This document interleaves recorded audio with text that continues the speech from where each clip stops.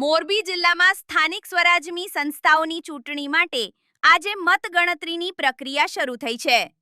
મહેન્દ્રનગર સ્થિત આઈટીઆઈ કચેરી ખાતે મોરબી મહાનગરપાલિકાની મતગણતરી કડક પોલીસ બંદોબસ્ત વચ્ચે હાથ ધરવામાં આવી છે. મોરબી મહાનગરપાલિકાની 52 બેઠકો માટે કુલ 177 ઉમેદવારો મેદાનમાં છે, જેના પરિણામો પર સમગ્ર જિલ્લાની નજર ટકેલી છે.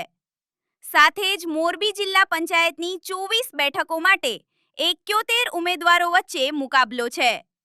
હળવદ, વાંકાનેર, ટંકારા, મોરબી અને માળિયા તાલુકા પંચાયતની કુલ 97 બેઠકો માટે 287 ઉમેદવારોનું ભવિષ્ય આજે મતપેટીમાં બંધ મતોથી નક્કી થશે.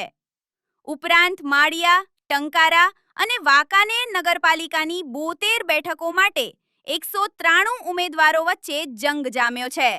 મતગણતરી તબક્કાવાર રાઉન્ડ મુજબ કરવામાં આવી રહી છે અને દિવસભર પરિણામો જાહેર થતા રહેશે. ખાસ કરીને મોરબી મહાનગરપાલિકાની પ્રથમ ચૂંટણી હોવાથી રાજકીય રીતે આ પરિણામો અત્યંત મહત્વપૂર્ણ માનવામાં આવી રહ્યા છે. ભાજપ, કોંગ્રેસ અને અન્ય પક્ષો માટે આજે પ્રતિષ્ઠાનો પ્રશ્ન બન્યો છે.